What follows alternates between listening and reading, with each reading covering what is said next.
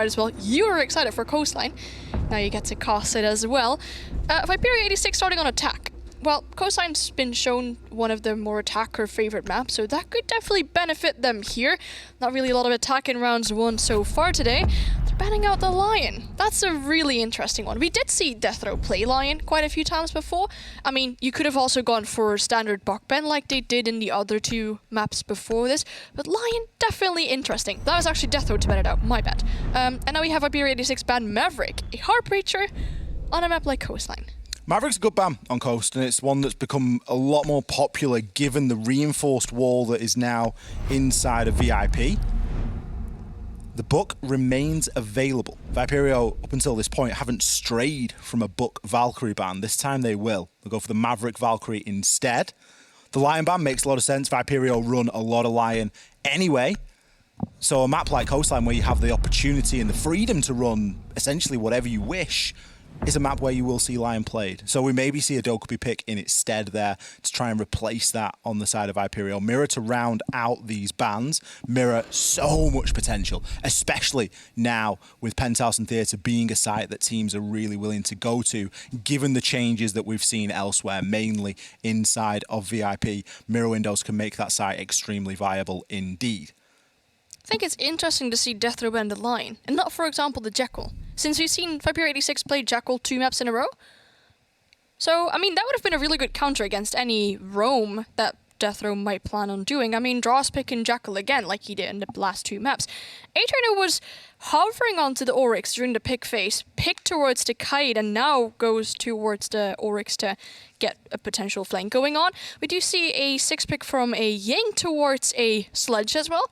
I mean, the fact that you have a Kite shown initially might ask for attackers to bring a Heartbreacher. They're not 6-picking off of that, so they'll still have that Heartbreacher.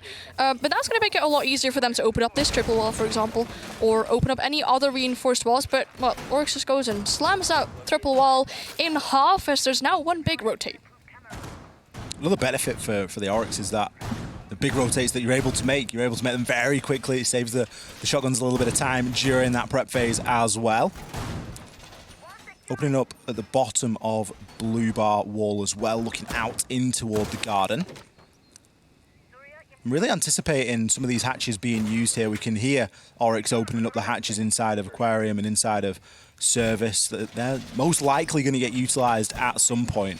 Now, Kitchen's a site that has seen a little bit of change as well for anyone that's unfamiliar with the way that Coastline was reworked. You're no longer able to plant so close to the doorway. This initial section here used to be able to essentially just get a plant behind a Monty on the threshold of the doorway. That's no longer a thing. You've got to push in deep. You've got to get past that barbed wire to be able to get a plant down now. And it's really changed the game for defenders defending onto this site. It's made it a lot more viable, because now no longer can you just get someone sat on the upside down rappel, sneak a plant in under the cover of smoke. You've got to take a lot more of the map. It's going to be the same take. It's going to be a top floor. You need to get in and get control of VIP and start to try and wriggle those defenders around a little bit. And it just takes the attackers a little bit more time.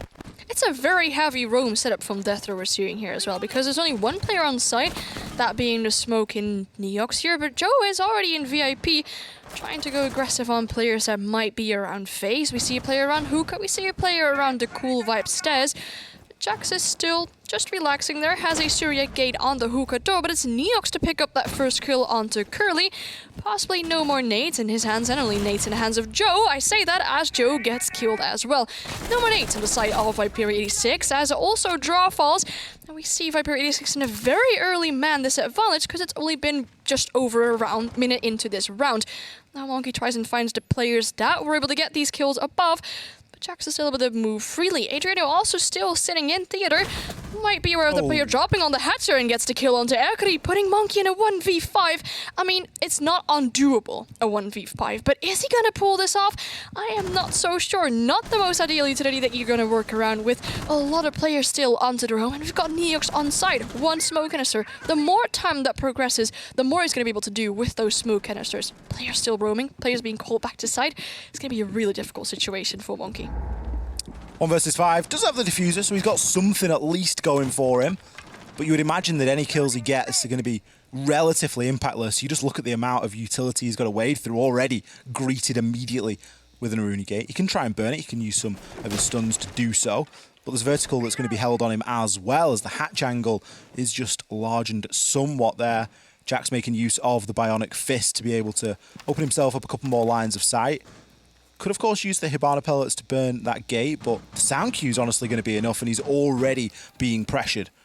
Reikos, just the other side of the bar. Looks as though he's got a feeling that somebody's going to be there. Monkey bursts on through. He's going to pre-fire some shots down. At least he doesn't have to worry about the gate anymore, but goes for the stun. Instead, will be taken on out. Flawless round there to kick things off here for DeathroW. And honestly, a round that was won in the first half of what we saw. It was a very unsuccessful roam clear from 86. We saw Joe get himself into 90, and it felt like he was immediately surrounded by 3 players. Nobody pushed into Penthouse. Nobody pushed the top of Cool Vibe stairs. It was such a one-dimensional approach from 86.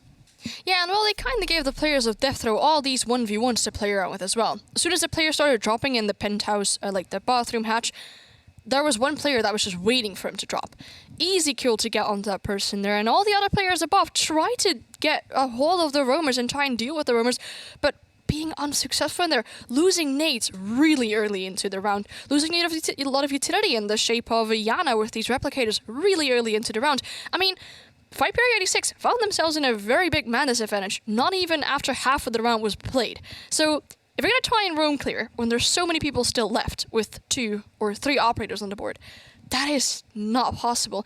To be fair, there was only one person on site. I mean, he was situated around, like, service, so a push onto the side might not have been the easiest, but they could have also gone for a very quick take into service or kitchen, for example. Well, let's see how round 2 shapes up. Viperio not really giving us that much to go on there in round number 1. But they're going to be attacking into Hookah and billiards now. Different focus and a different site here for DeathroW to defend. Almost a team ace. It was only Jax that didn't get a kill in that previous round. Ooh, he's seen some aggression. Honestly, it scares me. It really, because both of these teams hang on a little bit of a knife's edge. It really seems that whichever direction the opening kill goes, that team tends to be more successful. That's at least how we saw Chalet playing out. That opening pick was huge, and it was a really big deciding factor. Coastline is a map where you have that potential. You've got opportunities for getting a nice early kill thrown out there. You can get aggressive with some C4s. There's multiple different things that you can do, especially if you feel like the confidence is waning on the side of the attackers. You can really start to put the heat on. As it stands, it looks as though, at least for the meantime, everyone's going to approach the building relatively safely. It's actually going to be Akari to find the kill onto Jax. I'm not sure if he was droned or if he just suffered some of the most unfortunate timing we have potentially seen. That was a spicy wolving though onto that player that was still around Sunrise. Now we see Joe getting into a gunfight with a player in Hookah. It's only Joe that takes a little bit of damage, and the player in Hookah still left unscattered. That's going to be in a good position for DeathroW here. I mean, they do have the opening death, and I should say the team that gets the opening kill ends up winning the rounds more than just once in these past 2 maps and the games that we've seen in general today. But Joe being on half HP definitely isn't going to help him take these gunfights with ease, especially if there's a Surya gate right in front of you. I mean, you have the Janna replicators, you can get the Surya gates disabled quite easily. Actually also repelled upside down on the big window. They're trying to hold down any potential flanks or rotates from defenders.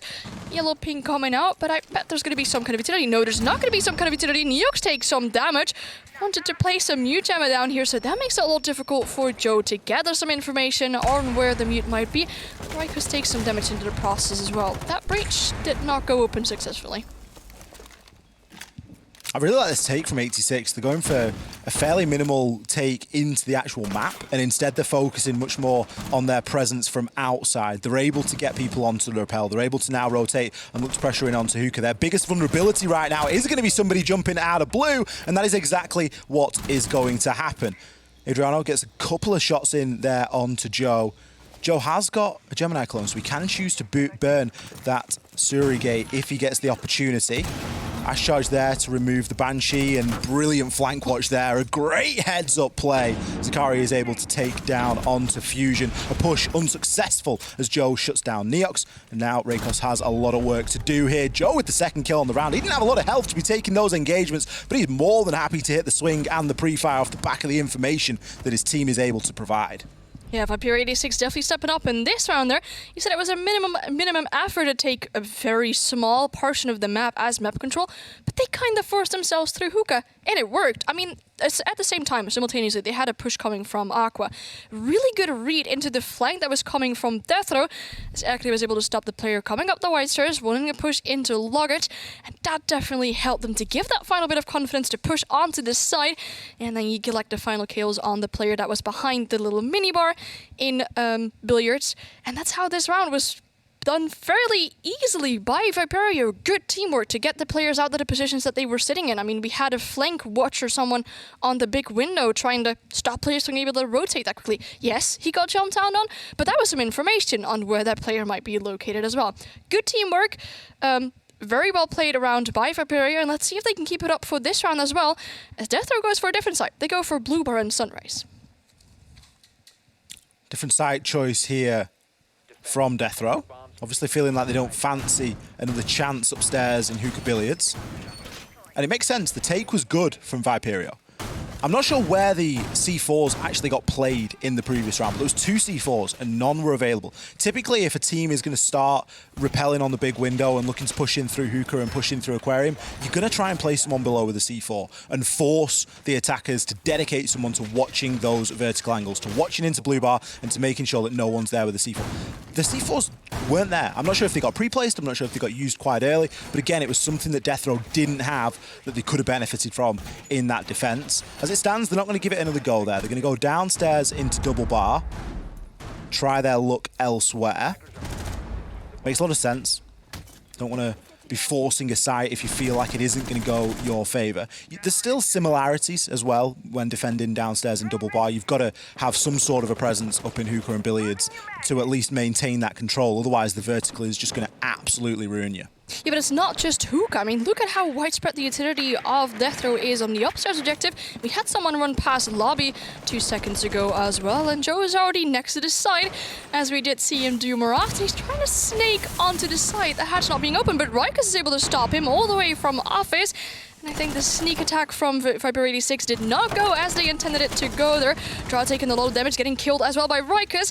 Monkey able to pick up a kill onto Neox, but Monkey goes for the plant as well, onto the Hookah couch, and there's a proper hold from Sauna as well. Yellow ping's coming out on where the defenders might be, but it's still Jax to get the kill on the Monkey. Fusion with another one as well, and Erkri is left in a 1v4 position. Finds it down onto Fusion, but isn't able to pick up another one as it's Rikus to get that last kill here. We saw a sneak attempt from Viperio 86, but it ended up being horrible for them. How close was that plant to going down? That was incredibly close to going down. I think Monkey had a great idea there to just focus on getting the plant, because that was a big win condition at that point. As soon as Joe loses that long-range gunfight, and as soon as you don't see anybody from Viperio actually making a rotation to push through office, a very typical take problem. Yeah, exactly. But you can also go for like a VIP side take. I mean, the double wall there, you're going to have to use more utility to open that one up and to gain control over VIP. It actually is Penthouse Theater, like you said before. We're seeing a Pulse 6-picked 2-way kite. This could potentially lead the players of Viperio 86 into thinking that the site might be different, because would you bring a Pulse for a site like Penthouse Theater? I am not so sure. It might be more like a kitchen site or something like that. Or Hookah. Would you play from underneath, for example, and throw up C4s and everything? But this might be what's going to trick Viperio 86 into thinking that it might be a different site. It's like the Galaxy Brain play as well, because Tachanka was selected and then 6-picked in round number 1 when we saw DeathroW defend Kitchen. So to have the 6-pick again off the Pulse, you start to think, yeah, boys, we're going to Kitchener. Like, that's where we're going. You know, they've got the Pulse, they've got the Chank, they're going to 6-pick the Tachanka like they did last time. And this is where we're going. But it's going to actually be Penthouse and Theatre. So we'll see how it plays. We'll see where the Tachanka is going to be deployed. Those Molotovs, of course, being the real thing that we're going to keep our eyes on. Obviously, you can do a lot to area deny with that utility. So I anticipate to see that going into places like the shower drop, in and around the site, if a plant is attempted. Because if we've seen one thing so far from Viperio, it's that they're not afraid to try and get the plant down. No, and they're not afraid to try and play aggressive either. I mean, we saw Joe close to the side door last round as well. A good performance so far from Rikers, if we can point this out so far. He's died only once, but is able to pick up 5 kills so far. Well, Tachanka's main gun isn't really that fast. Like, it doesn't have a very fast rate of fire, so as soon as you're going to get into a gunfight, you might have the disadvantage in that one, but the utility is going to be so strong. Could be like an alternative to smoke, for example. As you said, for example, they're going to go for a plant or to cover off a lot of area and like potential for Viperio 86 to push it on towards the site, like they did last round so quickly. So we do see a Penthouse defense. It's looking like we're going to have a widespread roam once again. Some utility being invested onto the Hookah walls here as a reinforcement and an ADS. Going to have a player play on top of Cool Vibes, play around this vase and the Hookah door to potentially stop any players going for a very horizontal take. It's a big extension as well, especially given that it's Penthouse to be deploying your Banshees inside of Aqua. Shows an intention to have some sort of a presence there. Also got Fusion playing the Aruni. He's going to be inside of Hookah. Got a bit of work to do in there with the bionic arm to make a couple of rotations and give himself some lines of sight. As expected, we've got presence inside of VIP as well. But a lot of rotations and lines of sight being made, especially by Tachanka. Going to be a reinforcement on the 90 panel. Tachanka is going to open up plenty of those sort of chest-high lines of sight to be really worked with and allow his team to be able to hold onto that 90 corridor, the shield in play as well. Electrical placed onto the double wall inside of VIP. Curly is going to probably turn his attention to that. He's very well equipped to deal with such a piece of utility. Could try and work a nade from below. Maybe just waiting for a ping to come out. Could in fact see a little bit of success here at trying to nade out one of the players inside of VIP. I mean, you have the Jaeger obviously trying to stop nades from coming into VIP from that room directly, but if you're having someone underneath, that might give more potential for a frag grenade being successful. Surya Gate being activated again on this doorway here. Suriana goes for a little bit of a swing, but does not find the player out there. Player gets Jackal track now, so that would give an option for Curly to go for another grenade. As Jack spots at the player, but gets a beautiful shot onto draw to finish him off there. No more Jackal tracks into this round. Curly now is aware of a player potentially in the lobby. Goes for a swing and a peek there, but Fusion gets to live another life here as he goes back towards security. And now Curly's completely lost where the player is. Adriano gets pressured a bit more in the VIP as a wall opens up there, allowing for players from underneath to potentially peek him, but the fire obviously stopping the players from Viperio 86 as well from entering VIP. Yeah, the Molotovs are doing a really good job at denying a little bit of area and a bit of pushing power. Neox opens up with the kill on to Joe. Long angle there from theatre through into Hall of Fame. Still information to be gathered here from Viperio as Monkey's going to hop himself in, but I don't think he knows that Cade's playing just on the other side of Bucks. Jack's going to pick up another kill on the round as we see Monkey dancing with death as he eventually will be taken out of action as well. 2 great kills from Akari, but is it going to be enough? The diffuser's cold. He's got 40 seconds. He's going to open up Shower's hatch, whether it's a bait, whether it's an intention to use it at a later point. I would highly doubt at this stage. 9 Molotovs remain into Tachanka's launcher, and that can do a lot to area deny, particularly onto where the diffuser is, or the line of sight and the ingress that you can find inside of VIP. Akari starved for information. You can see that he doesn't have any pings to be working from right now. Going to try and peek out into the bottom of theatre, but he's going to be greeted by players on all angles. Jax is going to collect the final kill, but it could have been any single one of the remaining players from DeathroW. They did a great job there of just picking Viperio off one at a time. It's been a big problem on this map. Yeah, especially with the last minute where Akari found himself in a 1vx and there's players from DeathroW just sitting, waiting patiently for that last player to push. I mean, you can go and get aggressive, but seeing as Akari only got 2 of the kills, it puts him in a 1v3, and he's able to probably pick up some more there. Well, I did like the shield setup in the 90 hallway with all the soft head height holes towards VIP where you can just put those Molotovs through. That definitely really helped out for DeathroW as well. Now that they've won Penthouse, they're forced to go to another site. They're picking Kitchen, which was initially their first site pick here. They had a really big roam there too. A lot of utility around upstairs. We saw some holes in blue bar and everything. There was only 1 player on site. In that round, we saw Viperio 86 go for a massive roam clear, but they kind of gave all these 1v1s to the defenders. I reckon they're either going to have to put more effort into this roam clear, or they're just going to have to force themselves onto the site, since last time there was only 1 person on site. There's got to be a point where that becomes the most viable strategy, to push just directly onto the site. We've seen that as an intention from 86 before. We've seen Monkey try and get the diffuser down quite quickly, and there were players on site then. That was probably not the best time to be doing it, but the Kitchen and the way that we've seen DeathroW defend it so far, we've only seen 1 round, granted, but it would lend itself to somebody just hopping in Kitchen window, trying to brute force and push the way in through pool and make something happen. Depending on the vertical angles that are available, at the moment it doesn't look like there's going to be that many vertical angles being made by the defenders, at least inside of VIP and that sort of thing. So there's going to be opportunity to try and sneak in. Now, whether that's a choice that 86 want to make or whether they're going to go for the more comprehensive clear, I guess these drones give that indication. And it looks at the minute as though they're going for at least a bit of control of office. They need to know what's going on in there. It's not been a main focus for 86 so far this game. Now, it looks like a very horizontal push, but Rikers is able to pick up the opening kill onto Joe. That's the Yana gone. No more nades, no more replicators. Fusion gets spotted out in office, knows that there might be some players outside office door, does not get the C4 kill on the draw. Draw gets the kill onto Fusion though, and that's the player out of office cleared out. This looks like a very horizontal take that we're seeing from Viperio here, as initially they tried to take control over Sunrise as well, which they kind of failed in, and now Rikers is able to dance around the bullets flying around him in Sunrise still. So flank being set up, a flank watch being set up as well. And they need to take care of Rikers. They need to push him out. There's Adrian who wants to take a look of what's happening in the office as well. Over 1.5 minutes left in the round. Jack still on this big window here. Trying to see if any players are around the Sunrise window. If he peeks it now, he might get the kill onto draw. That's very free kill for him to pick up, and now Rikers can swing onto this party as well.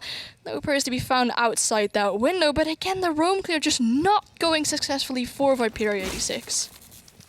Desperate times, desperate measures. Curly uses a nade to burn the surrogate. Going to get himself into an engagement. Jax just dips himself back off Vaz. He knows he doesn't need to take this fight. Don't forget, the site is Kitchen. We have seen focus everywhere but at this moment in time. Viperio continue to fall. Akari picks up another kill, but is it going to be enough? He's the only one that's really standing out at the moment for Viperio. He's got 6 kills. Everyone else floating around 1 or none, aside from Joe. But now a push into site, charges through the smoke canister. But immediately taken down. The shotgun doing the work, and then the SMG finishing him off. A Monkey in a 1vx. Where have we been here before? Neox swings with the shotgun and gets the job done. Another round for DeathroW. Yeah, that was a half-blinded kill as well. And once again, repeating of the last round, they tried to take Kitchen. 1 player onto the site. All the other players are so far away from site. It's the smoke. I mean, he might have a shotgun out, might have his SMG out, but if you push him with 2 people, you're definitely going to get the kill on him. If he goes for the call, guys are on site. All these players from Hookah, Aqua, all these places where they are, have to go back to the side. And by that time, Viperio could have probably managed to get a plant down. So they're trying to go for a roam clear again. I understand that you want to have some map control before you proceed onto the site, but it doesn't really seem to work out for them. I like the aggression that we saw, for example, when they attacked the Blue Bar and Sunrise site.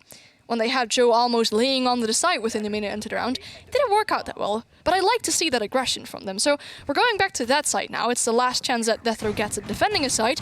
They could potentially end Coastline in a 5-1 defensive half. Then they go onto their attack. That should be an easy one in the back for them. And that's where we see Viperio hit the 5-1 right back at him again. You never know. It's stranger things certainly have happened, but DeathroW, they have got all the momentum in this fixture at the moment. 1 map apiece. You can see at the top of your screens, 8-6. That's how Villa went. 7-3 was Chalet, and here we are. DeathroW looking to try and hit that reverse sweep, as it were. They were able to come out on map 1, but weren't able to lock it out inside of 2, so 3 maps was required. Maybe they're just going to prove that they're a better team on Coastline tonight. Certainly looking that way, given the current scoreline. 86. They've had trouble at every turn. They've had trouble on the entry. They've had trouble in the mid-round. They've really been giving that first kill away quite softly, and they haven't had great trades off the back of it. Fusion could be looking for... I mean, anything could happen at this point. I'm anticipating like a double jump out over the balcony, whatever it might be. He's actually retreated himself back. He's going to leave Rykos to try and deal with the pressure that's going to be coming into this office. There is going to be a Banshee on the door, so that's something at least that's going to slow down this push, but it's not going to slow Joe down entirely, as he's able to find that kill and look to try and push on through. Previously, when we saw this site, we saw a bit of a desperate plant just outside of Sauna, but this time they've done what we asked them to. Viperio, they've heard our cries and they've pushed in through that office side, and they've been successful. Yeah, they know what the biggest pain point was in the last one. That guy just being in office, being able to pick up 2 kills there. Well, that's not going to happen as they have full control over office. Fusion know with the kill onto Curly. No more sledge in play for this round, as he was killed outside of the Hookah balcony. Still a lot of players roaming then, but Joe is able to pick up a nade kill onto Neox. Smoke on, so a lot of utility to stop a potential plant from happening gone as well.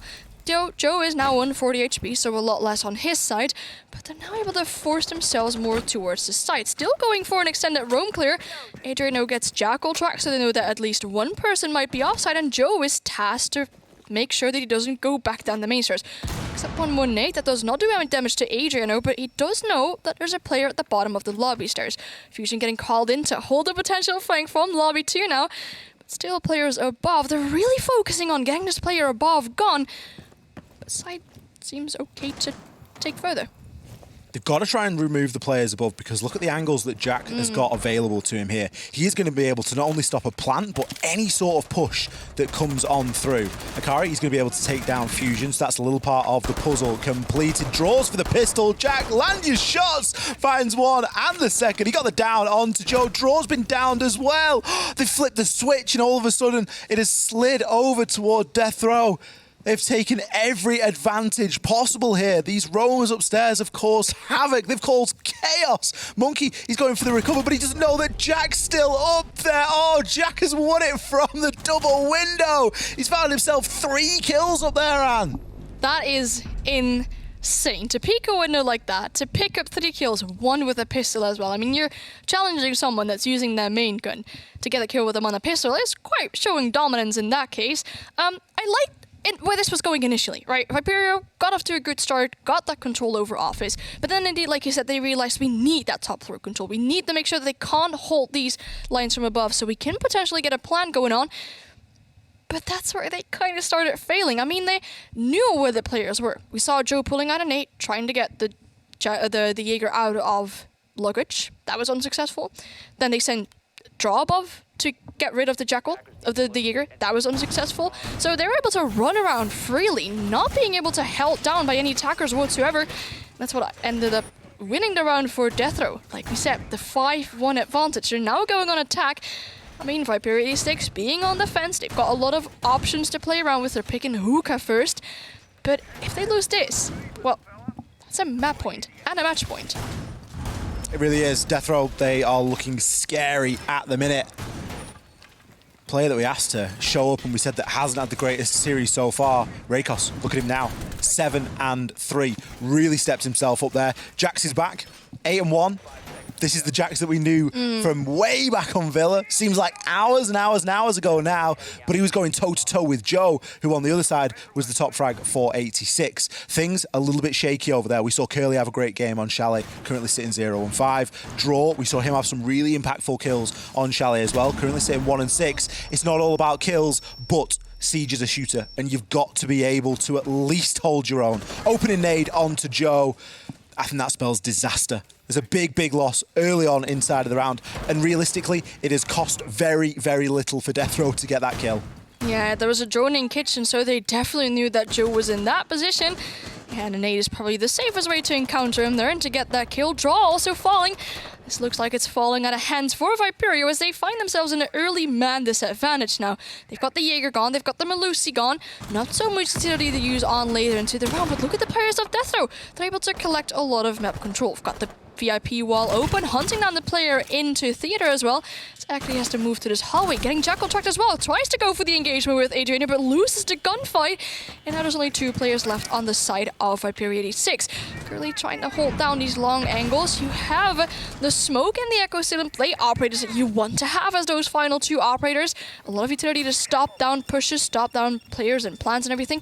But now that Monkey's shield is gone, he's going to be a lot more exposed to people pushing from VIP and people pushing from the hallway. Uses one of his smoke cannons quite early, finds a player in Aqua, gets a kill, and that makes it a little bit easier for Viperio 86. DeathroW's still got so much utility available to themselves here.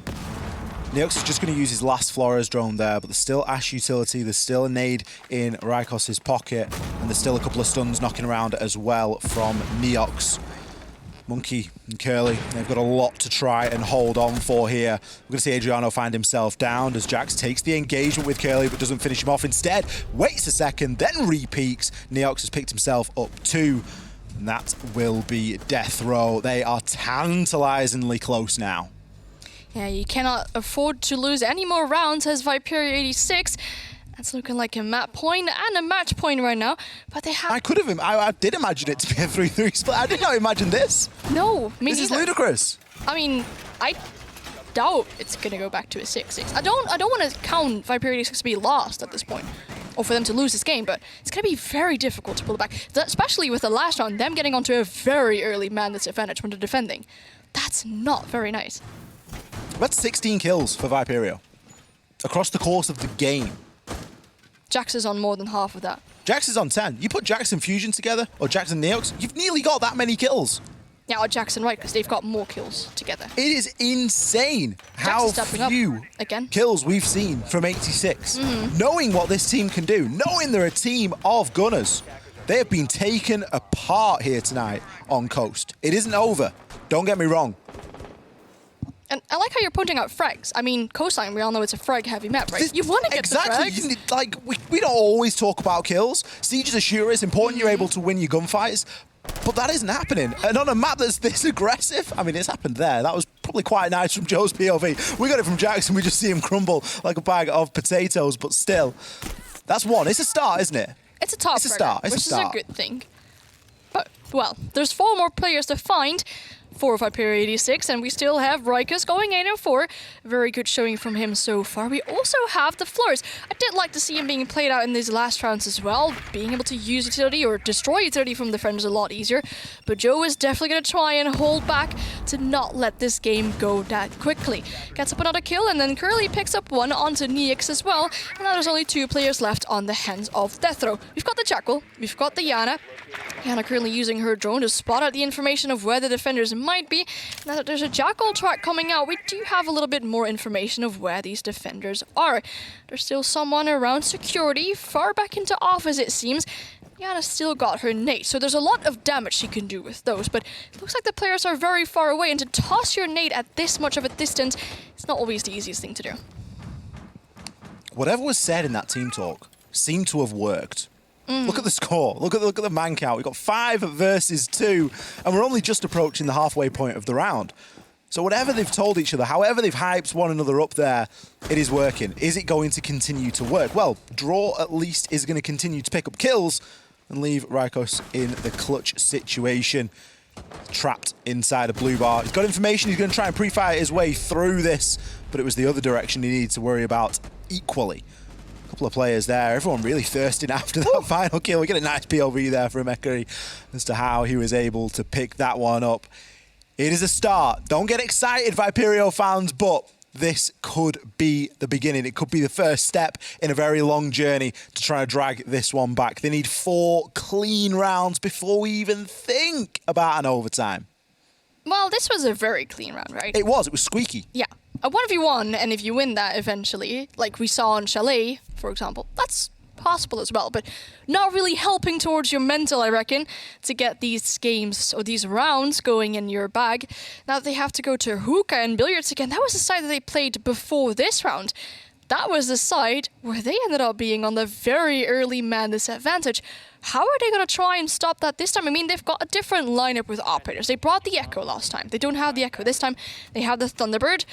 This might be where we see Prime Joe just going for gunfights, running back towards the side to get himself all stimmed up with the Dakota stations. But if you lose that initial gunfight and you die, you put your team at a major disadvantage.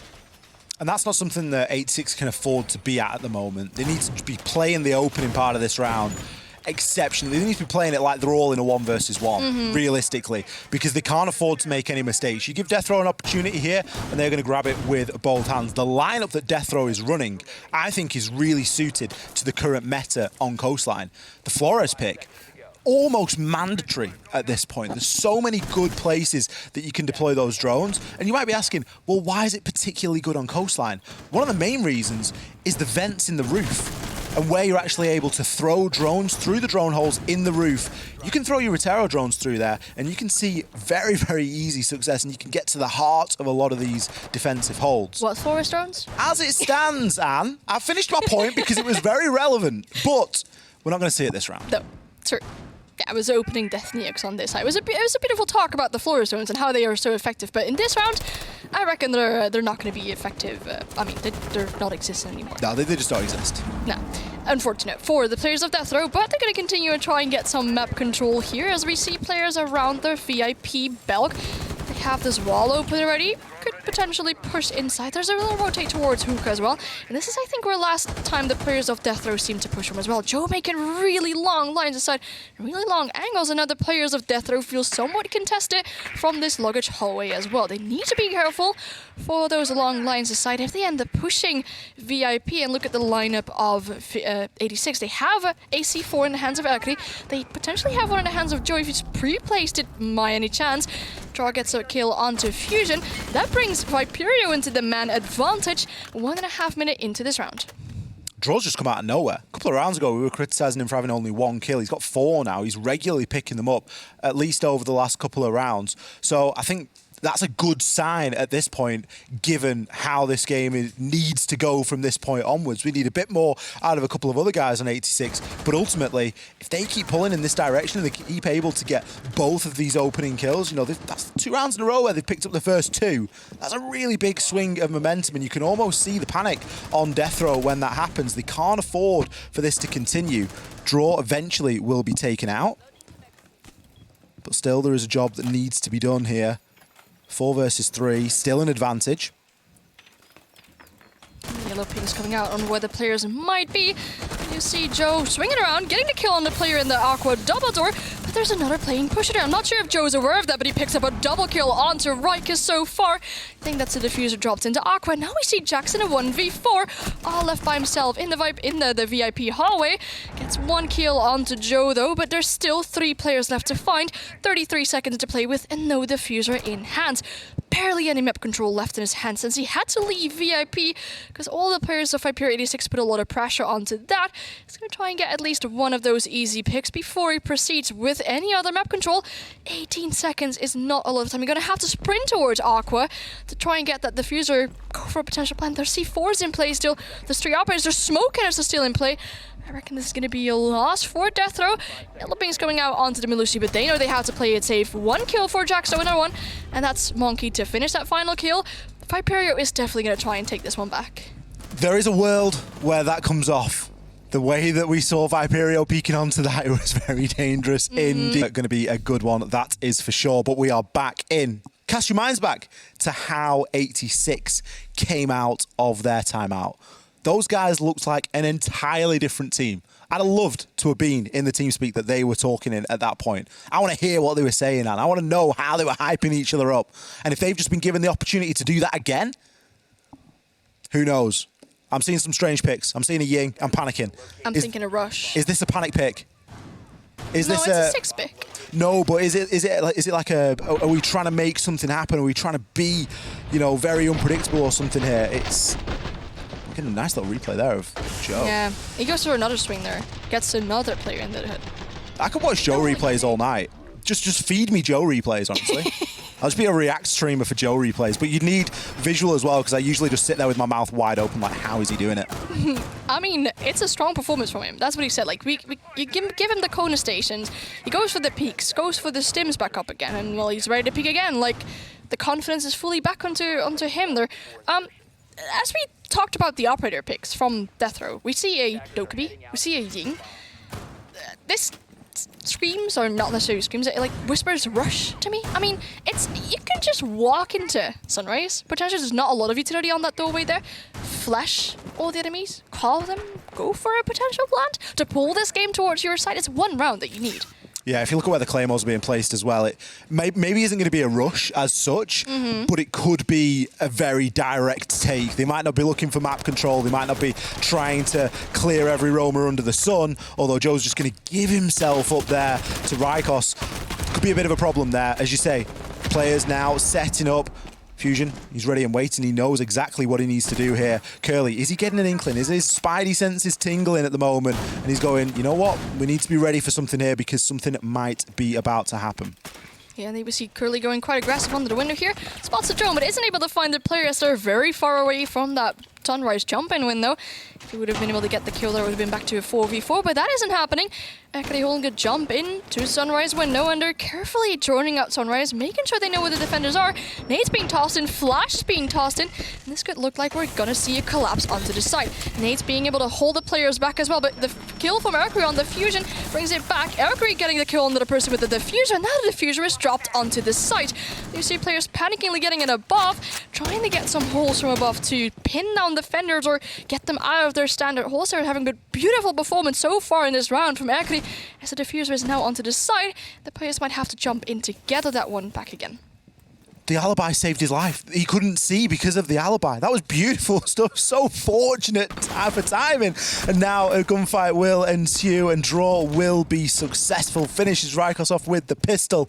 Furthers the advantage here for Viperio. It wasn't a rush, but it was a very direct push. Now we've got this vertical pressure now from Adriano, but it's too little too late. There's no reason to be playing behind Sunrise Bar now that you know somebody's upstairs and you're not being sufficiently pushed from elsewhere. You will be able to full wipe the player at the bottom of Cool Vibes inside of Jungle, but it isn't going to matter. Toxic Babe canisters are going to cut him off from pushing on through. Jax is inside of the site and he does have the diffuser. There's no immediate denial here, no C4 and no Toxic Babe canisters left. He's going to get away with this one if we aren't careful here, and that's going to be the diffuser down. Now with the vertical pressure, this now becomes very difficult, especially given that Jax has been able to get himself outside. Adriano finds one onto Curly. This could very well be a 2 versus 4 here. 86 flooding themselves up into Hookah to try and finish off the vertical player so that they can safely get in and disable that diffuser. They've been able to achieve the down, but it's still a 2 versus 1. Jax needs to play this perfectly. There's not a lot of information available here for either side, and Monkey is currently trying to overwatch his teammate as the disable is going through. The shotgun will win out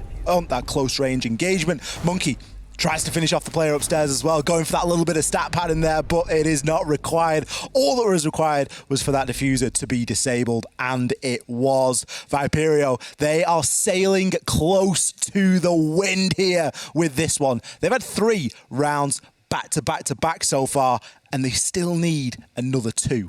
Though I think out of those 3 rounds, this one was probably the closest. Yeah. I mean, eventually, they got the opening kills onto DeathroW. So no more Ying, no more Dokkaebi, no more annoying operators to have to deal with. But the Buck got control of above. He had so many lines of sight, basically forcing the operators or the defenders out of Sunrise, which allowed Jax to pick up the diffuser, go for that plant on the Sunrise couch. Would you have sent someone from Viperio 86 upstairs earlier? You'd have killed the Buck. No opportunities for the Ash to plant. I mean, that got quite close. I mean, maybe a bit too close for comfort. Oh, yeah, without that, not repeatable at all. You think about the alibi, the Gemini, that literally won the round. Yeah. Won the round because Draw was not able to, or I think it might have been Curly. I'm unsure on who it was. There's been so many good plays. but they were unable to be seen because of that obstruction in the window. And that allowed the kill to come through onto Rakos, who, by the way, 10-7, not really popping off anymore. He's had a couple of ropey rounds there that have sort of put a black mark against his record, which was otherwise flying inside of this game. So there's been a little bit of a... I don't want to say that DeathroW have bottled it at the minute because they're still on a match point, but it's getting that way. It is looking like this may just be creeping away from them. They're still only one round away. They need to get lucky once. That is it. But Viperio, albeit apart from that last round, they've played good Siege up until this point. The last round was scrappy. It was good Siege in the context, but they've been playing good Siege overall. They've certainly come out a much different side after their team talk. Now they look to try and further this. Yeah, well, DeathroW just had their tactical timeout, and then losing the round, it got quite close, and then losing it eventually must definitely hurt your mental too. And now that we've seen a lot of different operators on the side of DeathroW, I mean, they're bringing the Dokkaebi again, they're bringing in Amaru. I mean, I wonder where the Amaru is going to jump in if the side's going to be kitchen. Well, maybe try and get some top 4 control really quickly or anything, because you can't just jump into the side or any hatches, because there aren't any since it's on the main floor. It's very interesting to see what they'll use the Amaru for. I always panic when I see teams really changing things when it matters the most. You know, when that match point is on the line, I panic when I see that change because you just wonder, are they just trying a little bit too hard to make something happen? Curly, sent to the cameras very early on here in the context of how these last couple of rounds have gone. They've usually been fairly slow to get going. We hear the Logic Bomb phone call coming through as well. Joe's going to find one before being immediately traded. DeathroW really on it with the trades here. They're feeling themselves inside of this round. 4 versus 3 as we enter the halfway point. Fusion just seeing if he can find any more footsteps, but the mute jammer just going to put him off for the time being. It's double mute jammer there on the 90. It's going to restrict quite a lot of information that's able to be gathered here. But Viperio, fairly spread out at the moment. Time is running out though. I mean, time is definitely on the defender's hands here. 3 more smoke cannons are still in the hands of Monkey. Can do a lot of damage with that later onto the round. So the more time they're able to waste now, the more purpose that the smoke cannon is going to have. Very obvious sound cue, I hope, for the player coming into the top right window. So now there's flashes coming down these main stairs. There's a player in lobby still able to do a lot of effort there when it comes to this Amaru pushing down the main stairs. But they're also obligated with the holes in the lines of sight that are being opened up above him. There's no longer a player there, but there's a player on top of the main stairs and a player in Penthouse. Player in lobby is definitely going to get pinched out of here. We do see potential still of a Jackal scanner in play when they can track out this person here and definitely push him. If they lose that person in lobby, it's definitely going to be a difficult thing for Viperio 86 to play it out. A lot of damage done onto Adriano, but now that draw falls, it's looking very bad for Viperio. Really is. Akari needs to go huge here, and he will do so. Finds one onto Adriano. Monkey trying to hold on inside of the site. He's the last line of defense, and he too is pushed. Fusion picking up a couple of kills there to close out what has been one hell of a series. DeathroW, they are going to be the winners here. They take the series 3 maps to 1. Boy, did they make us work for that one. They were on match point for so long there, and it honestly for a time looked as though Viperio might just take us to an OT, but DeathroW, through a combination of their timeout and being